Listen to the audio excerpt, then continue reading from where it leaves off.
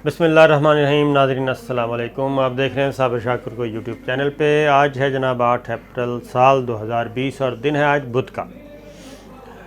आज हम आपको एक और अहम ख़बर देंगे जनाब, और उस ख़बर के बाद बड़ों बड़ों के होश उड़ जाएंगे, और होश उड़ने ज़रूर उड़ने चाहिए। जिसने इस मुल्क को बर्बाद किया ना जी, पाकिस्तान को, जिसका नाम है इस्लामी जमहूरिया पाकिस्तान, ममलकत खुदादाद पाकिस्तान, जिसने भी बर्बाद किया अल्लाह ताला उसको बर्बाद करे, मैं तो यही कहूँगा, और अल्लाह ताला बर्बाद करेगा। एक और रिपोर्ट मंजर आम पे आ रही है जनाब, बहुत जल्द उसके बारे में बताते हैं और डिटेल बताऊँगा। और उसके बाद आप ये जो शुगर मिल के बारे में, शुगर माफियाज़, आटा चीनी शुगर बहरान जो है, इसके बारे में रिपोर्ट आई है। ये पीछे चली जाएगी, वो इतनी बड़ी रिपोर्ट होगी, और उसमें बड़े बड़े नामवर, और मुझे आसिफ सईद खोसा साहब चीफ़ जस्टिस ऑफ पाकिस्तान याद आ रहे हैं, जिन्होंने गॉड फादर कहा था और सिसिलियन माफिया कहा था। तो ये जनाब गॉड फादर एक नहीं है, यहाँ पे बहुत सारे गॉड फादर हैं, और जिसको भी आप टटोलते हैं वो पता चलता है वो गॉड फादर है, और वो छुपा हुआ गॉड फादर था, और पाकिस्तान को इसी तरीके से लूट रहा था।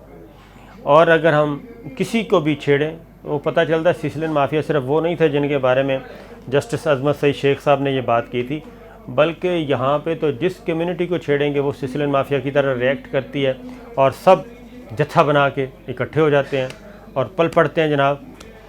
तो इसलिए सबसे पहले तो मैं आपको उसकी तरफ आता हूँ। सबसे पहले मैं आपसे अगेन ये हमारा कौमी फरीज़ा भी है, एक बात करता हूँ इसी वबाई मर्ज़ के बारे में जनाब। वबाई मर्ज़ सर एक रिक्वेस्ट आपसे कर दूँ कि चैनल सब्सक्राइब कर लें अगर नहीं किया तो, और वीडियो पसंद आए तो लाइक करें और बेल आइकन को ज़रूर क्लिक कर लेना, छोटी सी रिक्वेस्ट है। तो जनाब बात यह है कि जो वबाई मर्ज़ फैला हुआ है ये इंतहाई ख़तरनाक सूरत इख्तियार करने का अंदेशा है पाकिस्तान में, ये मैं आपको वार्न कर रहा हूँ। और ये अपनी तरफ से नहीं कर रहा, जो आदाद शुमार पाकिस्तान के इदारों ने इकट्ठे किए हैं, और अब चीज़ें सामने आएंगी, और उसकी रीज़न यह है कि हम इसमें ख़ुद ज़िम्मेदार होंगे। जो इस वक्त बहरान की तरफ हम बढ़ रहे हैं, और ये पाकिस्तान के अवाम ख़ुद बढ़ रहे हैं। लॉकडाउन जो है, यानी कि घरों में महदूद रहना, मार्केट्स जो बंद किए हैं गवर्नमेंट ने, बिल्कुल ठीक है, इसमें मसाइल हैं, लेकिन जान बचाने से ज़्यादा बड़ा कोई मसला नहीं हो सकता। इस वक्त हमारा बुनियादी नुक्ता ये होना चाहिए कि हमने अपनी जान बचानी है, अपने बच्चों की बचानी है, अपनी बीवी की, अपने वालिदैन की, और इन सब की जान बचानी है। और अगर ये काम ना किया तो किसी की जान नहीं बचेगी, मैं आपको हकीकत बता रहा हूँ, क्योंकि ये बहुत खौफनाक वबाई मर्ज़ है, और ये अल्लाह ताला ने हमें बहुत कुछ याद करवा दिया है, मज़ीद याद करवाने की ज़रूरत है, हमें इस्तग़फ़ार करने की ज़रूरत है। जो आदाद शुमार है ना जनाब तमाम इदारों के, वो बड़े ख़तरनाक हैं, और उसकी रीज़न ये है कि हम लॉकडाउन की बिल्कुल नहीं उस पर अमल कर रहे। आज अगर हम कराची, सक्खर, मुल्तान, लाहौर के मनाज़र देखें, ये तो बड़े शहर हैं, इवन इस्लामाबाद पिंडी के दरमियान भी आज जो ट्रैफिक का बहाव था, उससे समझ आती है कि हम तो पढ़े लिखे होने के बावजूद समझ नहीं पा रहे, ये इतना ख़तरनाक काम है। और ये सोशल डिस्टेंस ख़त्म करना था, सोशल डिस्टेंस कायम करना था, सोशल गैदरिंग ख़त्म करनी थी, घरों में महदूद करने की वजह ये थी। और मैं बार बार आपको बता रहा हूँ, सारे बता रहे हैं कि अमेरिका की मिसाल हमारे सामने है, इटली की, स्पेन की, जिन्होंने इस पर ध्यान नहीं दिया। और दूसरी तरफ चाइना, उसने आज वुहान सिटी खोल दिया है, जो तकरीबन 2.5 महीने के बाद, 2.5 माह के बाद वो शहर खुला है चाइना का, और वो भी जुज़वी तौर पे। तो लेकिन उसका ये हुआ कि कल सिर्फ वहाँ पे 2 अमवात रिकॉर्ड की गई हैं चाइना में, पूरे चाइना में सिर्फ 2 डेथ हुई हैं। तो अभी भी उन्होंने 3100 पे उनका फिगर क्लोज़ हुआ था अमवात का, और 4 हफ्ते बाद अब भी सिर्फ 200 आदमियों का इजाफ़ा हुआ है। अमेरिका जो है वो बेबहा, यानी कि 1500 लोग अब तो मर रहे हैं। इसी तरीके से फ़्रांस में बहुत ज़्यादा तबाही फैलाई है गुज़श्ता 24 घंटों के दौरान। इटली और स्पेन का मैं बता चुका हूँ। और अमेरिका की ये हालत है प्रेसिडेंट ट्रंप की कि वो हवास बाख्ता है, औसान उसके फ़ारग हो चुके हैं अमेरिकन इस्टेब्लिशमेंट के, अमेरिकन इंतज़ामिया के, कि हमारे साथ क्या होगा।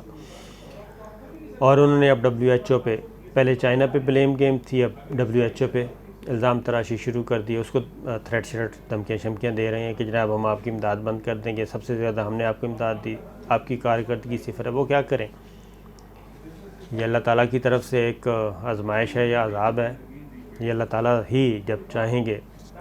लेकिन अल्लाह ताला ने हमें हुज़ूर अकरम सल्लल्लाहु अलैहि वसल्लम की वसातत से हमें बताया है कि भाई अल्लाह पे तवक्कुल करना है, लेकिन उससे पहले अल्लाह ताला ने जो कहा है वो हिफाजती इंतज़ामात करने हैं।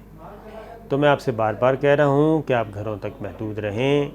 ये 1 महीना 2 महीने की जो मुसीबत है, अगर ये हम कैदी बन के गुजार लेते हैं, थोड़ा सा कम खा के, कम अयाशी करके और कम हर चीज़ कम कम कम करके, तो यकीन जाने हम बहुत अच्छे रहेंगे।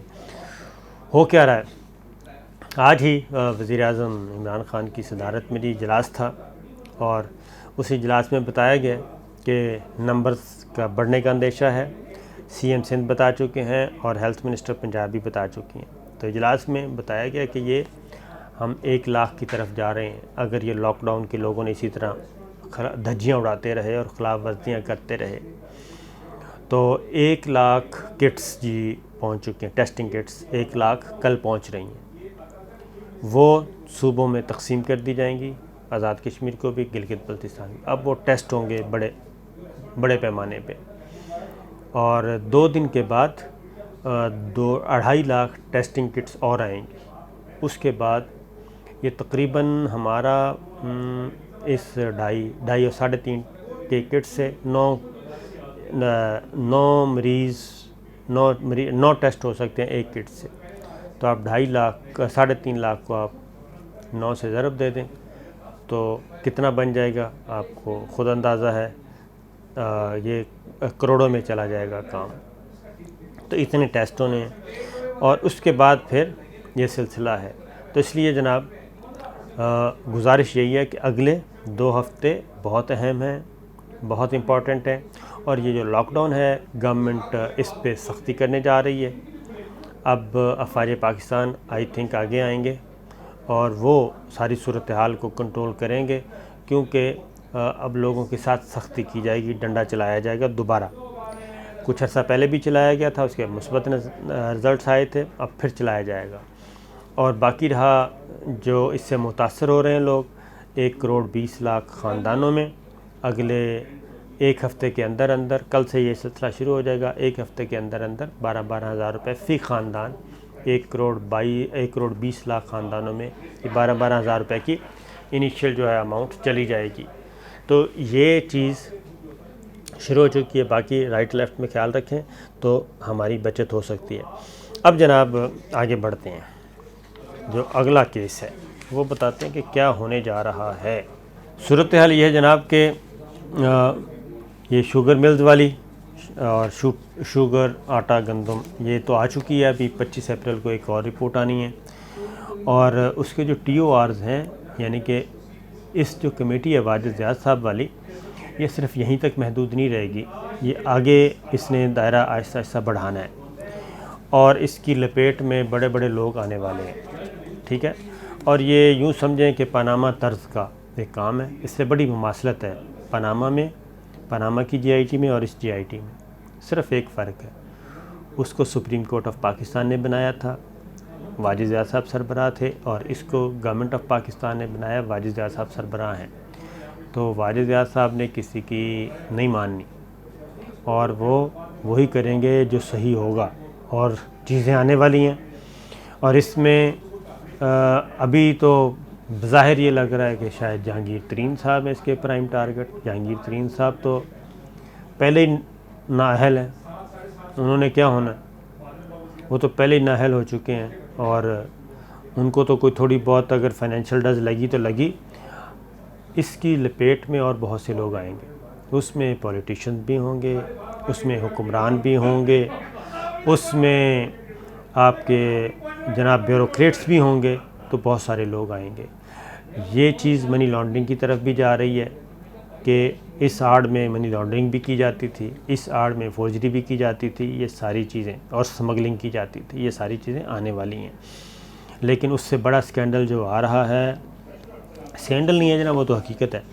आपको याद है कि पाकिस्तान का कर्ज़ा 6,000 से 30,000 अरब कर दिया गया पिछले ये 2 साल निकाल के, पिछले 10 सालों में। 5 साल पीपल्स पार्टी की हुकूमत और 5 साल मुस्लिम लीग नवाज़ की हुकूमत, 6,000 से 30,000 अरब कर दिया गया। उसमें सी पैक के भी बड़े बड़े खाबे थे। तो अब जनाब क्या हो रहा है, उसके बारे में बहुत शोर मचा। तो एक कमीशन बनाया गया था, इंक्वायरी कमीशन, किसी को याद ही नहीं होगा, कर्ज़ों पर इंक्वायरी कमीशन, कि ये जो 30,000 अरब 24,000 अरब कर्ज़ा लिया गया, ये कहाँ ख़र्च हुआ और ये किन किन मंसूबों पे ख़र्च हुआ और किस किस की अथॉरिटी से ख़र्च हुआ, और इसमें कौन कौन सी वजारतें, कौन कौन से वज़ीर और कौन कौन से सेक्रेटरी और कौन कौन से महकमे, इसमें पंजाब हुकूमतें यानी कि सूबाई हुकूमतें, पंजाब, बलूचिस्तान, KPK और सिंध, और इसमें वफाकी हुकूमत, ये सारा ये कहाँ से आया बैरूनी कर्ज़ा, किस मकसद के लिए आया था, ये इम्पोर्टेंट, किस मकसद के लिए आया था और ये क्या उस मकसद पे ख़र्च हुआ, किस प्रोजेक्ट के लिया गया था, क्या वो प्रोजेक्ट पूरा हुआ, क्या उसी प्रोजेक्ट पे या कहीं और लगा। इसके लिए एक तहकीकाती कमीशन बनाया गया था, इंक्वायरी कमीशन।